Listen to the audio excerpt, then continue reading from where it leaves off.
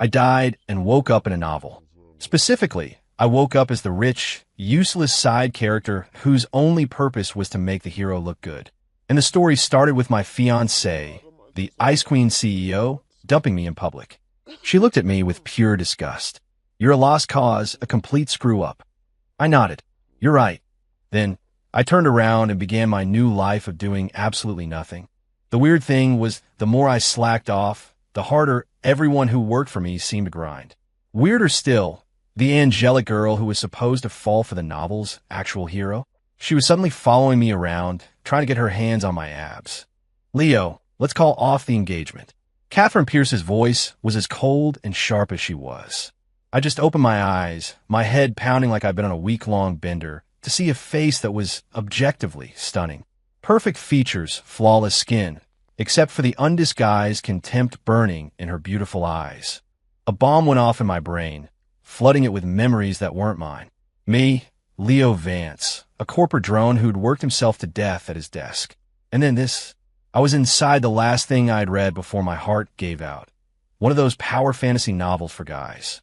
The woman in front of me was a supporting character, my ex-fiancée, the notoriously cold CEO of Pierce Industries, Catherine Pierce.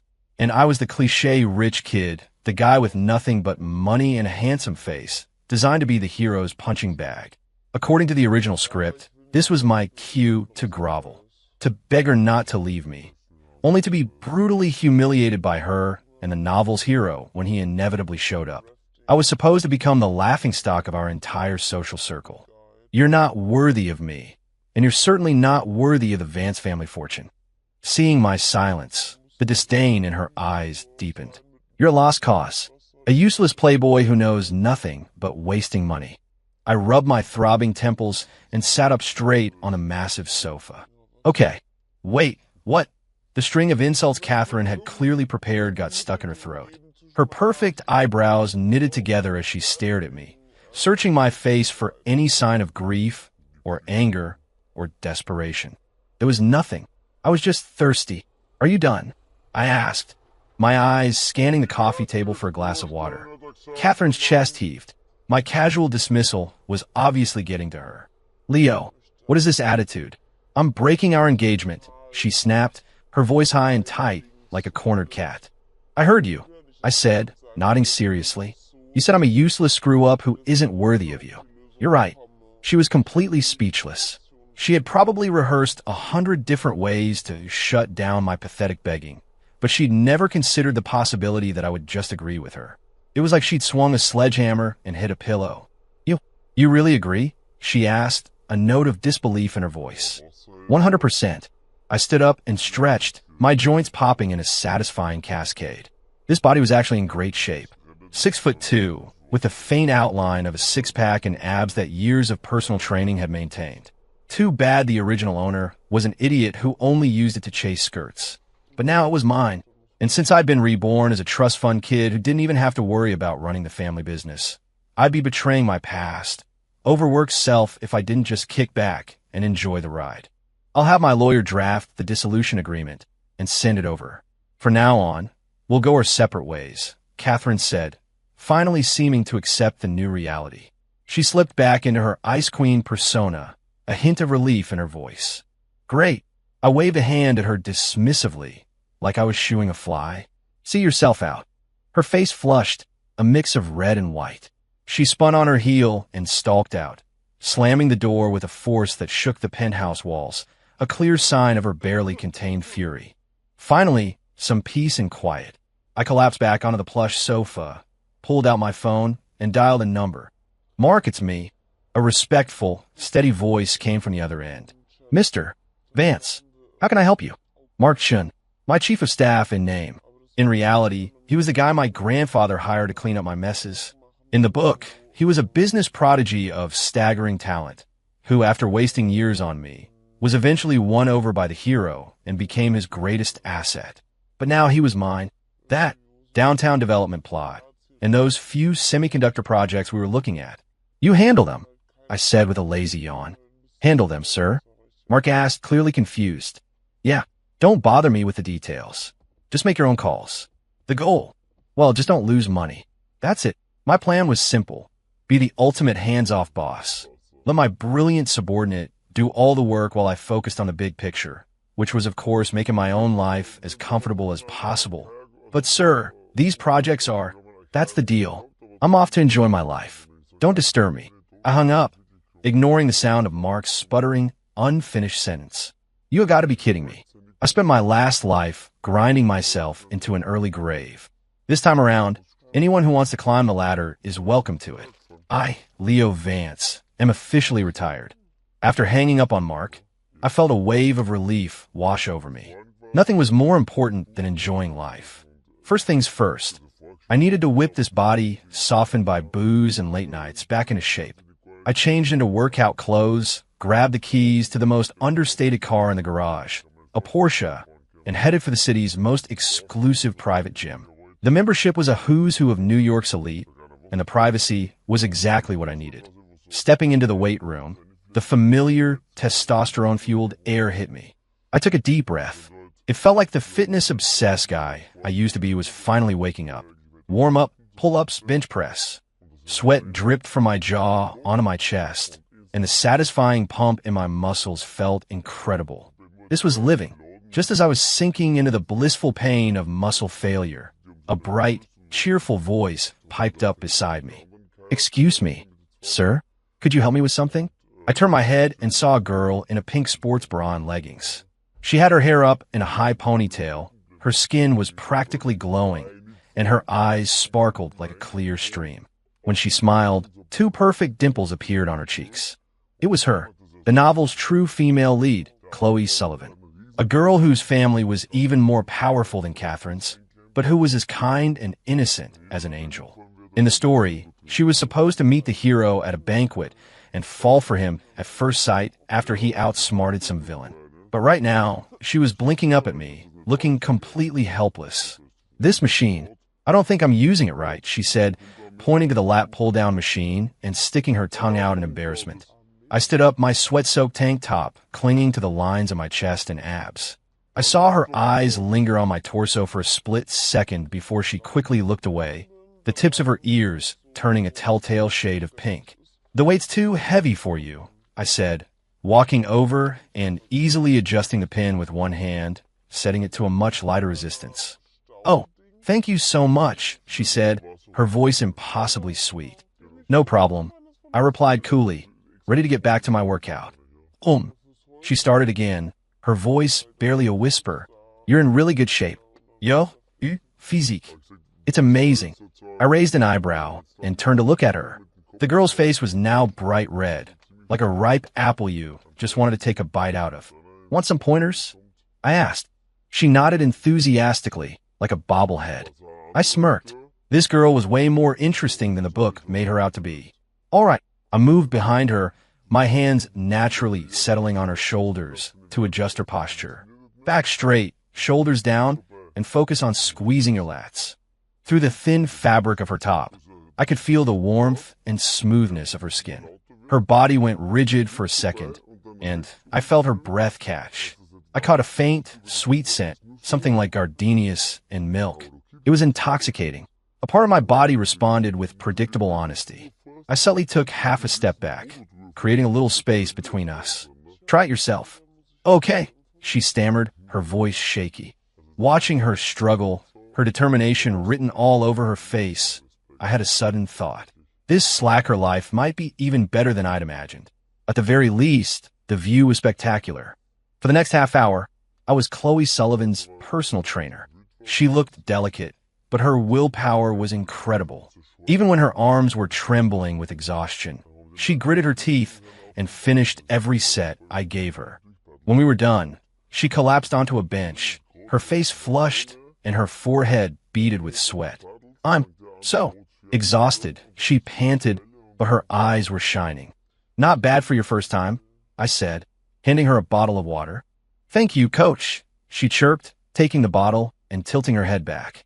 A single drop of water escaped and traced a line down her elegant neck, disappearing into her collar. I swallowed hard. "Not a coach," I corrected. "I'm Leo." "I'm Chloe," she said, her smile making her eyes curve into crescents. "Can I call you Leo from now on?"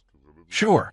Leo, your abs, she said, her eyes fixed on my stomach with a look of pure, unadulterated curiosity.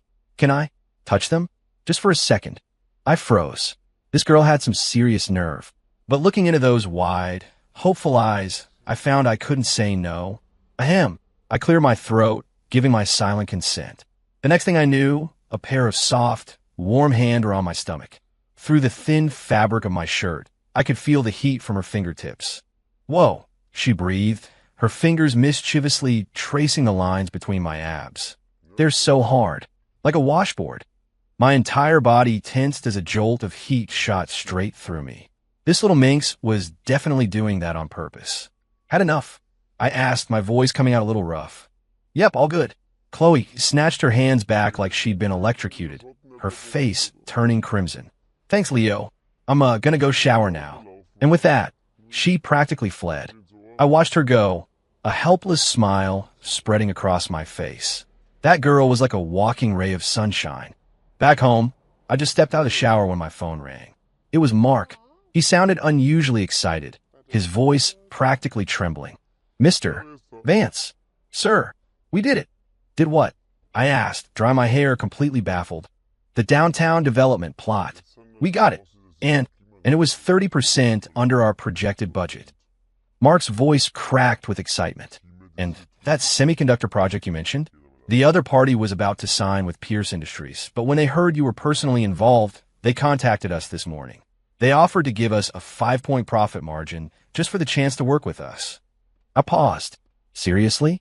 All I did was tell them not to lose money. How did they manage to pull all this off? Oh, good to know, I said flatly. Sir, aren't you excited? Mark asked cautiously, clearly stunned by my lack of reaction. We snatched this right out from under Catherine Pierce. The whole industry is buzzing. Everyone's saying you were just playing dumb all along, that you're a sleeping giant who's finally woken up. I could just picture Mark and his team, fueled by my supposed trust and empowerment, turning into a pack of wolves, working themselves to the bone. It's no big deal. Nothing to get worked up about, I said with a yawn. From now on, you don't need to report this stuff to me. Just handle it. Remember, my only goal is to chill. Igriegagis, Mr. Vance. Mark's voice was now filled with something approaching worship. Understand, you're hiding your genius in simplicity, achieving the greatest results with the least effort. We won't let you down, sir. We'll clear every obstacle from your path. Dude, you're overthinking it. I'm just lazy, but seeing my team so fired up, it wasn't so bad. Winning without even trying felt pretty damn good. News about the downtown plot and the semiconductor deal spread like wildfire through New York's business circles. Overnight, my reputation as a lost cause started to shift in some strange, unexpected ways. Of course, most people were still skeptical. They prefer to believe it was my family pulling strings or the work of my brilliant chief of staff, Mark Shun. I was at best a figurehead who got lucky.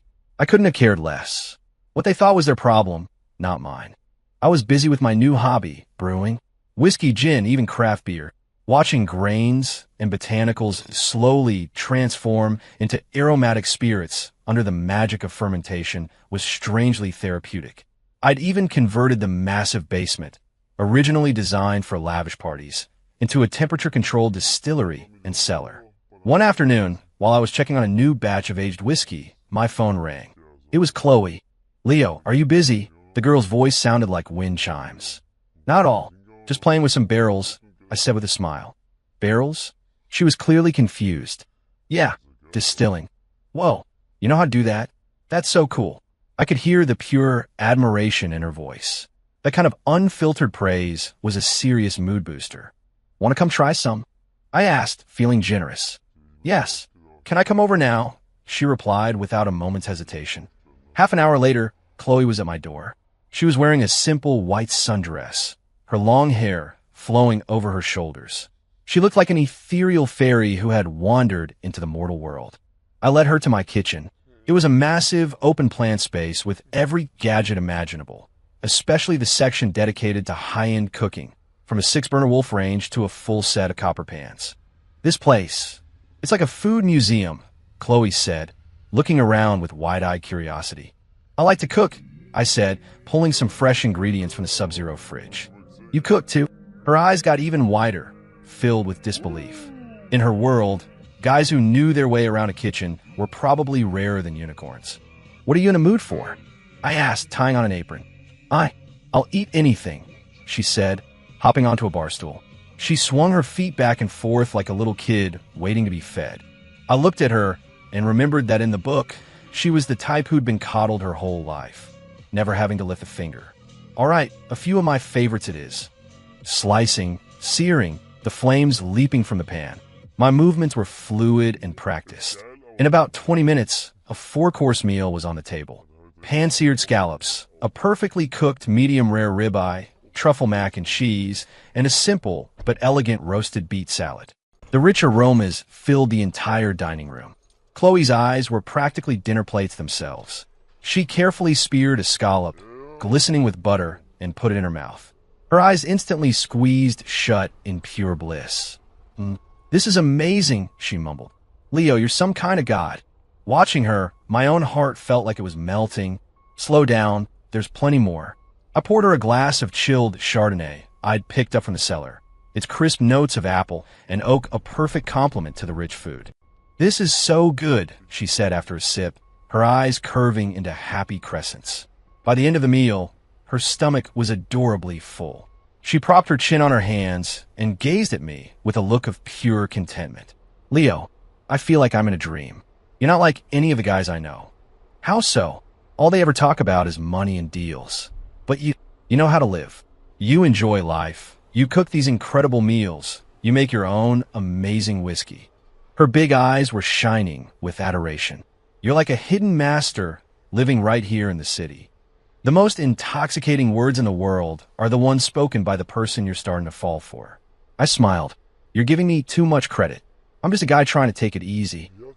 Meanwhile, in the top-floor office of Pierce Industries, Catherine Pierce angrily threw down a financial report. On her monitor was an in-depth analysis of the Vance Corporation's recent acquisitions.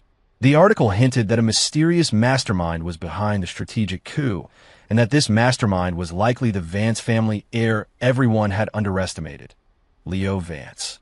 Impossible. Catherine let out a cold laugh, her manicured nails tapping restlessly on the polished desk. She knew Leo better than anyone. He was an airhead, a buffoon who thought about nothing beyond his next party. This had to be Mark Chen's work. Leo just got lucky and signed the papers. Useless, she muttered. She reached for her coffee, forgetting it had long gone cold. The icy liquid hit the back of her throat, making her shudder. Damn it! She slammed the mug down, splashing cold coffee across an important contract. Ugh! Catherine scrambled for a napkin, but she only smeared the ink, turning the document into a mess. For the first time in a long time, the famously composed and efficient CEO was a complete wreck. Frustrated, she ran a hand through her hair, then yanked open a drawer and pulled out a pink, rabbit-shaped cookie tin from the very back. It was her biggest secret. The ruthless ice queen of the business world was, in private, a hopeless chocoholic. She picked up a bear-shaped macaroon and popped it in her mouth. The sugary sweetness melted on her tongue, slightly calming her frayed nerves. Leaning back in her chair, her mind involuntarily conjured Leo's face. The face that had shown no emotion, not even a flicker of regret, when she'd told him it was over. Why? Why didn't he fight for her? Why wasn't he angry? Or sad? Was she really that insignificant to him? The thought was a thorn that dug deep in her heart. She had always believed that she was the one looking down on him, that she was the one who had dumped him. But now, for the first time, she felt a strange, unsettling feeling. It felt like she was the one who had been thrown away. Ping. Her phone lit up with a news alert. Mystery Tycoon spares no expense on lavish private distillery. A grand gesture for a new love. She clicked the link. It was a series of paparazzi photos. The setting was the entrance to Leo's penthouse. A white Maserati was parked out front, and a girl who looked like a fairy stepped out of the car. It was Chloe Sullivan. The photos were blurry, but Chloe's radiant, unrestrained smile was perfectly clear. And Leo, who stood at the door to greet her, was only visible in profile, but the strong line of his shoulders and the hint of a smile on his lips radiated a warmth she had never, ever seen from him. A gentle warmth. Catherine's pupils contracted. She had never seen that expression on Leo's face. With her, he had only ever been fawning, obedient, and a little afraid. Her heart felt like it was being squeezed by an invisible hand, sending sharp, stabbing pains through her chest that made it hard to breathe. She didn't recognize the feeling, but its name was jealousy. I knew nothing of the drama brewing outside my little bubble, nor did I care to. My life had settled into a simple rhythm. Work out, brew, cook, and occasionally tease a certain young woman named Chloe Sullivan. Ever since that first meal at my place, she had become a regular. The official reason was to learn how to cook.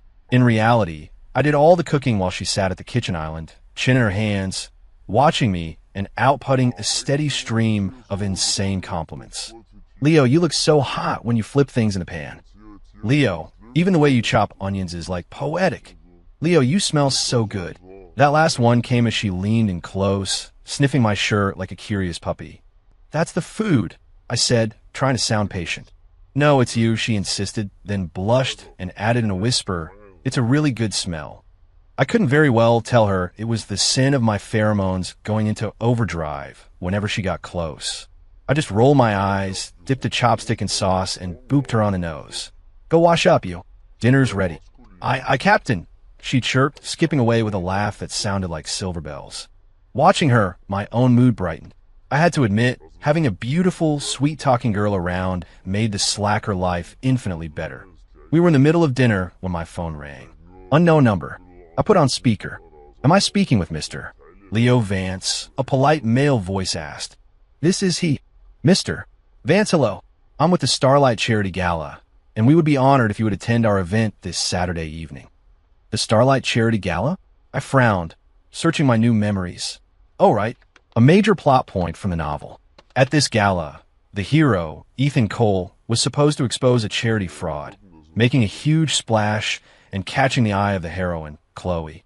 Meanwhile, I, the useless side character, was supposed to get into a bidding war over an antique, make a fool of myself, and get publicly humiliated by some tycoon. Not interested, I said flatly. No way.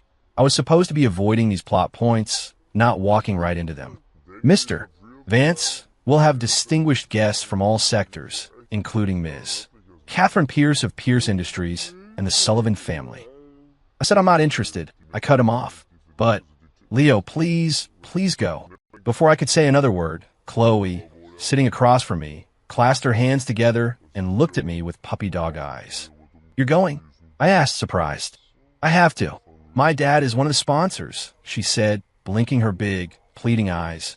But those things are so boring, just a bunch of old guys talking. If you go, I'll have someone to hang out with. I looked at that face, practically screaming, pretty please, and the no on the tip of my tongue just dissolved. Making an exception for her didn't seem so bad. Fiend, he sighed. Yay, awesome. She practically bounced in her chair. The organizer on the phone sounded immensely relieved. That's wonderful, Mr. Vance. We'll see you on Saturday evening. After I hung up, I looked at Chloe's triumphant little smirk and shook my head. Stay close to me that night, I warned. Why? Because I'm pretty sure you're the type to get scammed and then help the scammer count your money. No way, she said, puffing out her chest. With you there, who would dare try to scam me? I just smiled. Little did she know, the biggest scammer in her life was sitting right across from her. Still, if I was going to go, I need to make a few arrangements. I had no intention of being a stepping stone for the hero this time around. Saturday night, the Starlight Charity Gala. I showed up in an understated, custom-tailored black suit. I decided not to arrive with Chloe to avoid unnecessary gossip, but my presence alone still caused a minor stir. Isn't that Leo Vance? What's he doing here? I thought he hated these things. Keep your voice down. I heard he's different now. He's with the Sullivan girl. Please. He's just living off a woman. What's so impressive about that? I ignored the buzzing whispers and headed straight for the buffet table in the corner. Food was infinitely more appealing than making small talk with these people. As I was carefully selecting a slice of tiramisu, I felt a pair of cold eyes on me. I didn't have to turn around to know who it was. Catherine Pierce.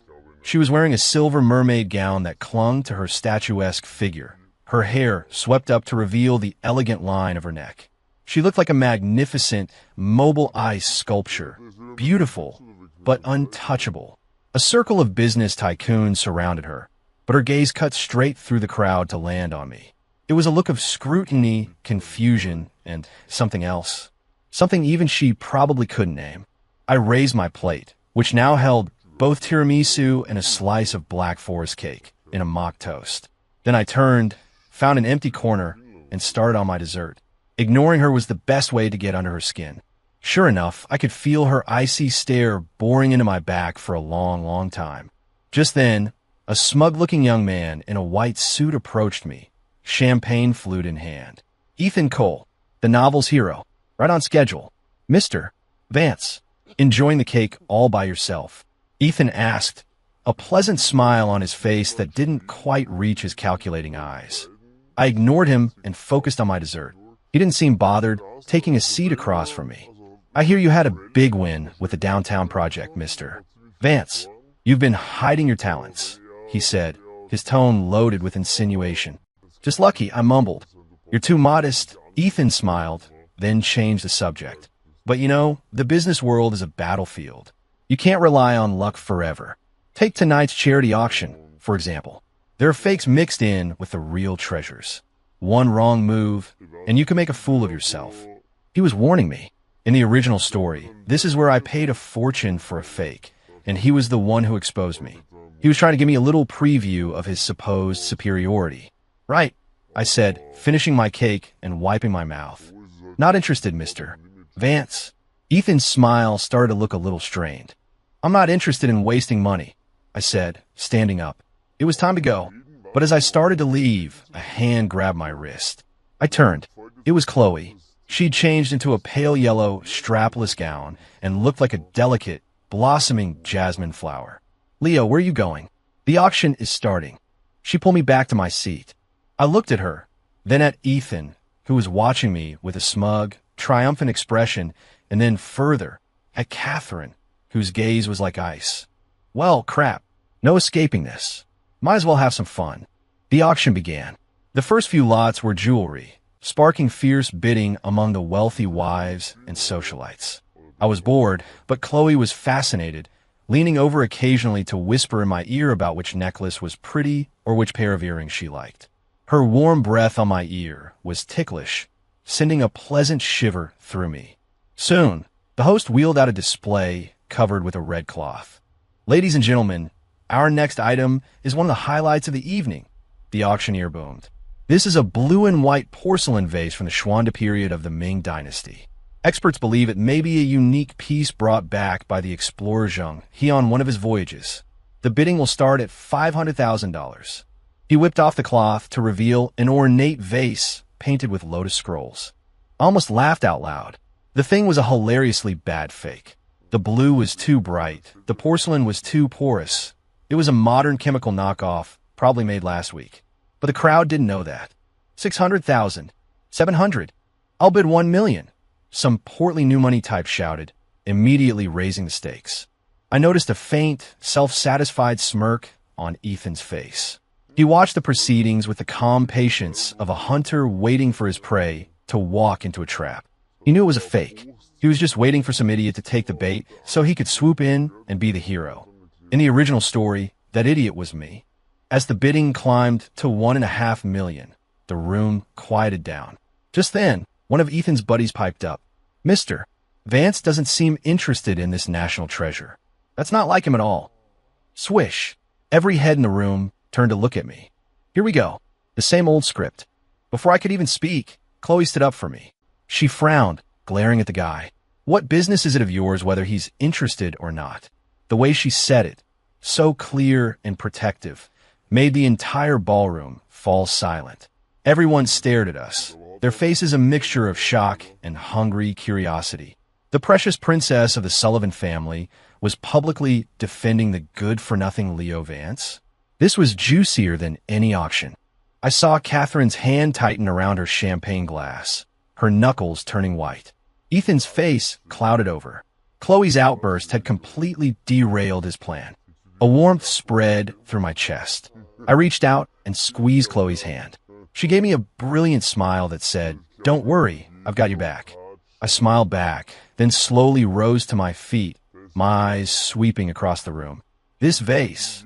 I paused, letting the silence hang in the air. Everyone held their breath. Ethan's eyes gleamed with anticipation. Do it, bid. Walk right into my trap. I looked straight at him, a slow smile spreading across my face, and said 2 words. It's ugly. Dead silence. Everyone was stunned. They had expected me to make a ridiculously high bid or to dismiss it with arrogance, but no one expected me to just call it ugly. And I added lazily, it's as fake as the smile on Mr. Cole's face. The room exploded. What did you say? The smile vanished from Ethan's face, replaced by a mask of fury. He shot to his feet, his eyes practically spitting fire. Vance, you can't just say things like that. You claim this vase is a fake? Do you have any proof? Proof? I laughed, a picture of innocence. Why do I need proof? I think it's fake, so it's fake. I think it's ugly, so it's ugly. Is there a problem? My utterly shameless response sent a ripple of shock through the crowd. This was more like the arrogant, lawless Leo Vance they all knew and loved to hate. Ethan was trembling with rage. You're just making things up. This is absurd. Yep, I admitted cheerfully. I am. What are you going to do about it? I took a step toward him. At 6'2", I had a good few inches on him, and the sense of physical intimidation was palpable. He instinctively took a step back, his bluster immediately deflating. You? Me what?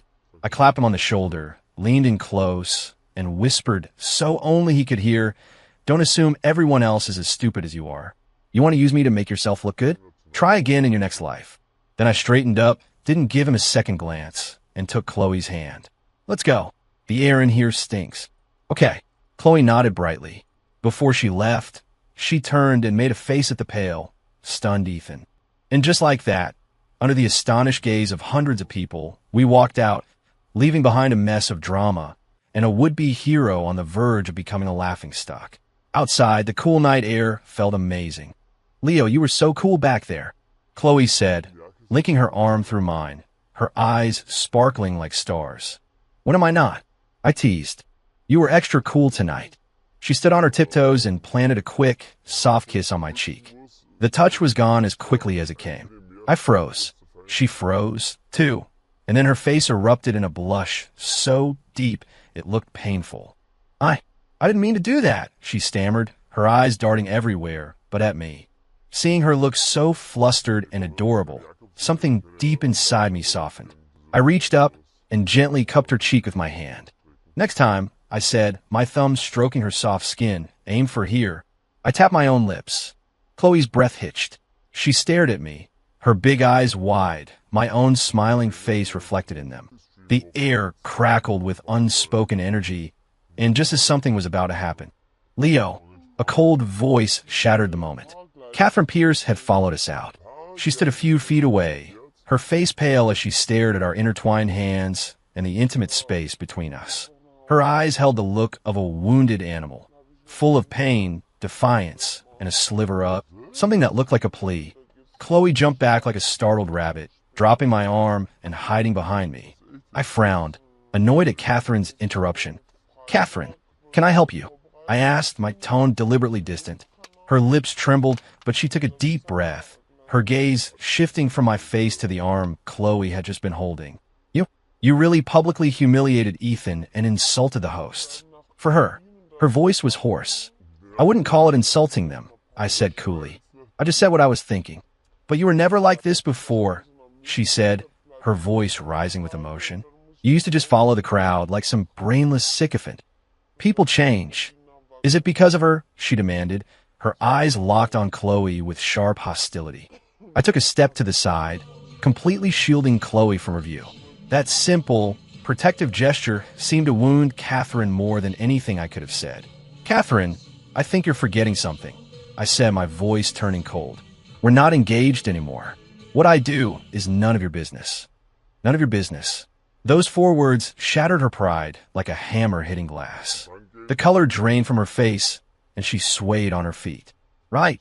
None of your business, she laughed, a broken, self-mocking sound. Leo Vance, you're really something. She gave me one last, long look, an expression too complicated for me to decipher. Then she turned and stumbled away, no longer the untouchable Ice Queen, but a lost and abandoned stray. Leo. Chloe peeked out from behind me, her voice soft with concern. She seems really upset. That's her problem, I said, taking her hand again. Let's go home. Okay. This time, she didn't pull away. She squeezed my hand tightly, lacing her fingers through mine. On the way back, I got a call from Mark. Mr. Vance, you're a genius, he exclaimed, his voice buzzing with excitement. Right after you left, someone revealed that the vase was a setup by Ethan Cole. He was trying to trick some coal tycoon, but you didn't fall for it, so the other guy backed out. Ethan was stuck, and he had to buy his own fake for $1.5 million. The entire city is laughing at him. I see, I said calmly. And that's not all. Mark continued. The gala's chairman just called me personally to apologize. He said he was grateful you exposed a fraud and saved the event's reputation. He wants to meet with you. Tell him I'm busy. Yes, sir. And one more thing. Catherine Pierce. She just transferred the rights to Pierce Industries' biggest new energy project for the next 3 years to us. She said it was compensation for the broken engagement. I was stunned. Catherine was regretting it? Trying to buy me back with a multi-billion-dollar project? Was she insane? Still, you don't look a gift horse in the mouth. Accepted, I said. Understood. I hung up and glanced over at Chloe in the passenger seat. She was trying to steal glances at me, and when I caught her, she whipped her head around to look out the window, her ears glowing red. Suddenly, I didn't care about the novel or the plot or who was supposed to be the hero. All I wanted to do was protect the little ray of sunshine sitting next to me and live out my quiet, lazy life. The gala scandal ended in the most spectacular way possible. Ethan Cole's failed scheme made him the butt of every joke in New York's upper crust. And my name, Leo Vance, was suddenly being discussed in a positive, almost mythical light. Some said I had a brilliant eye for antiques. Others whispered about my powerful connections. The most popular theory was that I was the Vance family's secret weapon, that my entire Playboy persona had been a brilliant disguise. It got so absurd that a random post on my social media, "Nice day for a nap," was interpreted as a coded market signal, causing our company's stock to spike. A new meme was born. What Leo isn't doing today. I scrolled through the news on my phone, half amused, half exasperated. I hadn't done anything. I just wanted to sleep in. Leo, you're trending again. Chloe giggled, holding up her phone. She had practically moved in at this point, under the guise of furthering her culinary and distilling education. I couldn't bring myself to argue, not when she looked at me with those big, pleading eyes. It's all nonsense, I said, taking the phone from her and handing her a fresh-baked pastry. But I think they're right, she said through a mouthful of croissant. You are the best. That blind, unconditional faith was a balm to my soul. You're just saying that, I said, tapping her on the nose. Just then, the doorbell rang. I checked the security feed. It was Catherine. She wasn't in a power suit today, but a simple, elegant dress. She looked tired, her face pale and without makeup. What is she doing here again? Chloe pouted. I'll handle it, I said, patting her hand. When I opened the door, Catherine was standing there, holding an expensive-looking thermos. She looked at me, her eyes flitting away nervously. I heard you like soup. I made you a classic French bouillabaisse. I stared at her, then at the thermos, completely speechless. This was the woman who probably didn't know how to boil water, and she was attempting complex French cuisine? And how did she even know I liked soup? Oh, right. The original Leo used to bring her homemade soup every day, trying to win her over. She poured every single one down the drain. How the tables have turned. No. Thanks, Catherine, I said bluntly. I'm good. Leo, she said, stepping forward, a desperate edge to her voice. Do you have to shut me out like this? I gave you that project. Isn't that enough? You're mixing business with personal matters. There's nothing personal between us anymore. What about my feelings? Can't you see how I feel about you? She nearly shouted, her eyes turning red. I just looked at her, my own heart completely unmoved. You reap what you sow. Some things, once broken, can't be fixed. As we stood there in a tense standoff, Chloe appeared from inside. She was holding a steaming bowl of soup and came to my side, linking her arm through mine. Leo, honey, I made that chicken and mushroom soup you like. You should have it while it's hot, she said sweetly. She lifted the spoon to my lips. Open up. I did as I was told and swallowed the delicious broth. Is it good? She asked, looking up at me, her eyes full of hope. It's perfect, I said, my voice softer than I'd intended. My Chloe's cooking is the best in the world. My Chloe, the possessive, affectionate term, was like a dagger to Catherine's heart. She watched us, her face losing the last of its color. The thermos slipped from her grasp and crashed to the floor, spilling the golden, fragrant soup everywhere. She looked at me, her lips trembling, utterly broken. Then, as if it took all the strength she had left, she turned and ran. Her retreating figure was filled with a desperate, final kind of despair. The moment Catherine was gone, Chloe switched from devoted girlfriend to smug little fox. So how'd I do? She asked, her chin tilted up, practically preening. Perfect score, I said, pinching her cheek. Does that mean I get a reward? She asked, pointing to her own cheek. I leaned down and pressed a soft kiss to her forehead. That's a down payment, I whispered in her ear. You'll get the rest tonight. Her face instantly turned the color of a tomato. Perv, she squeaked, swatting my arm before scurrying back inside. I watched her go, shaking my head with a smile. Life was getting better every day, but the peace didn't last. A couple of days later, a set of photos exploded online. In them, I was having dinner with a beautiful, unfamiliar woman at a fancy restaurant. The photos were angled to make us look intimate. The headline was pure clickbait. Elio Vance's new mystery woman. Is the fairy tale romance with Chloe Sullivan over? My social media accounts were instantly flooded. You pig, how could you do this to Chloe? I knew it. A leopard can't change its spots. My heart breaks for Chloe. She deserved better. I sighed. The woman in the photo was the head of one of my family's European divisions, in town for a business meeting. The intimacy was just clever camera angles. This was obviously a hit job. My first thought was Ethan Cole. He was probably bitter and trying to get revenge by driving a wedge between me and Chloe. Pathetic. I was about to have Mark take care of it when Chloe called. Leo, did you see the news? Her voice was calm. I did, I said, rubbing my temples. Chloe, listen, that woman is just... I trust you. She cut me off, her tone firm and unwavering. I was stunned. You're not going to ask who she is? Or why we were having dinner? I don't need to, she said, a hint of a smile in her voice. I know you wouldn't do that. Besides, that woman in the pictures is pretty, but she's got nothing on me. You have way better taste than that. Her logic was so bizarre, and her trust so absolute, that my heart felt like it was going to burst.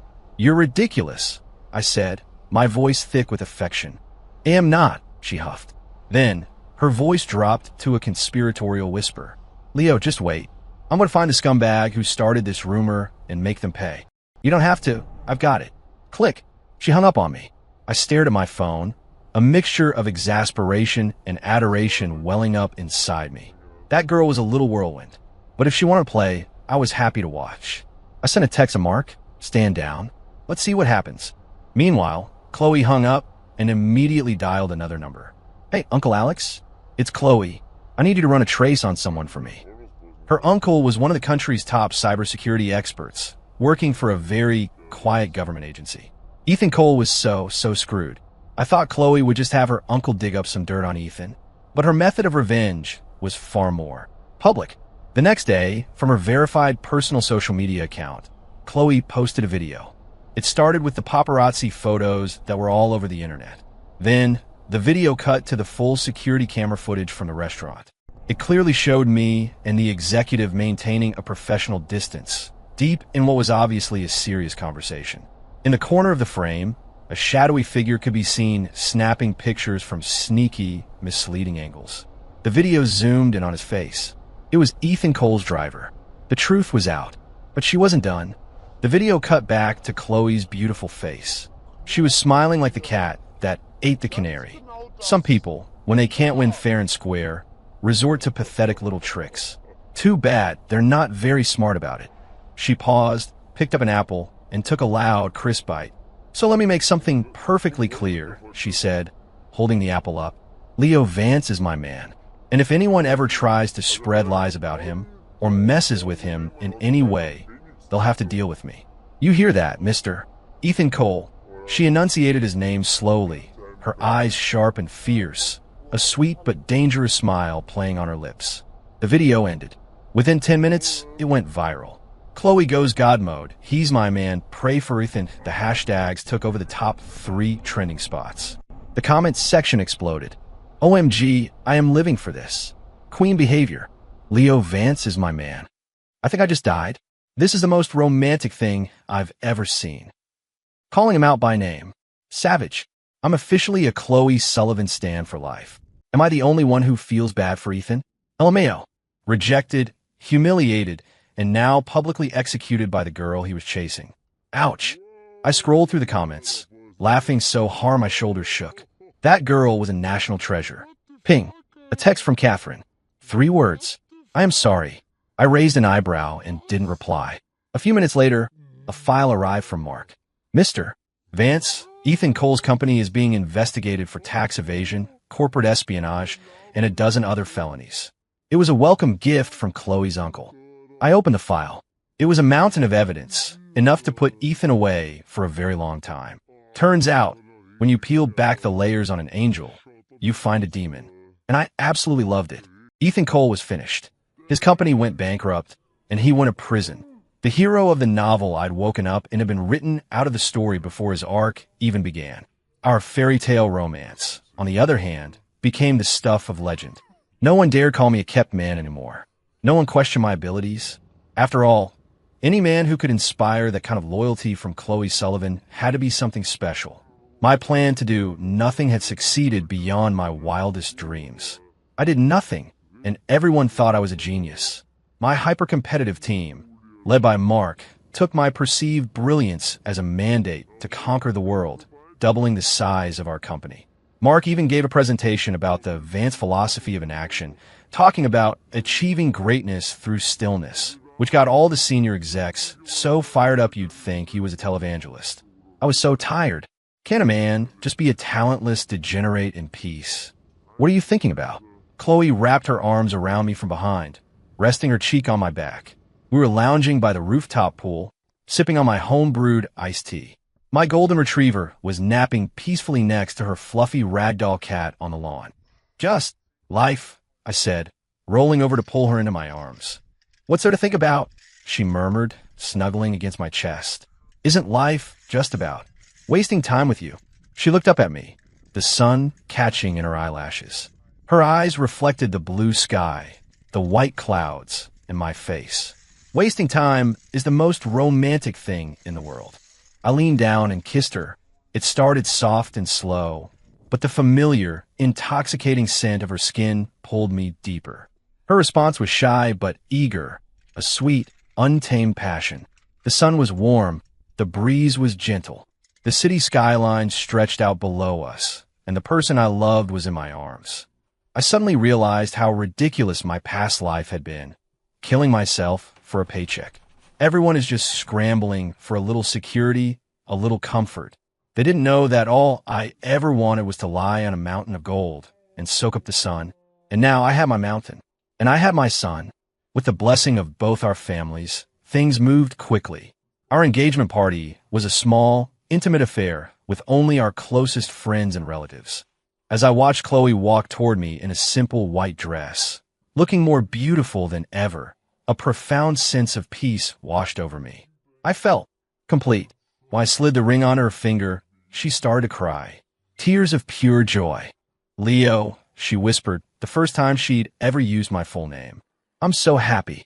Me too, Chloe, I said, wiping away her tears. And I promise, I'll spend the rest of my life making you even happier. Across the room, I saw Catherine. She was in a black dress, standing alone in a corner, looking terribly lonely. She was thinner, and the icy mask she always wore was gone, replaced by a quiet emptiness. She just watched us, not with anger or regret, but with the detached gaze of a stranger watching a movie. When our eyes met, she gave me a sad, brittle smile, then turned and slipped out of the room. I turned my attention back to the girl in my arms. What were you looking at? Chloe asked. Nothing, I whispered in her ear. Just my whole world. Her face, predictably, turned bright red. Our wedding night was everything a new beginning should be. The moon was high and bright, the stars like scattered diamonds. I carried my new wife into our bedroom. She was nervous, her body trembling slightly in my arms. I laid her gently on the bed and kissed away her shyness. "Ready?" I asked. She blushed and nodded, then shook her head. "I'm scared." "Don't be," I said, taking her hand and lacing my fingers through hers. "I'm right here." The moonlight spilled through the window, bathing the room in a soft, ethereal glow. The night was both infinitely long and incredibly short. Long enough to explore every inch of our love for each other, and short enough that in what felt like a blink, the sun was rising. The next morning, I woke up feeling refreshed and deeply content. I went downstairs to make my exhausted wife breakfast in bed. On the living room rug, my golden retriever and her ragdoll cat were curled up together, fast asleep. I smiled. Even they had found their happily ever after.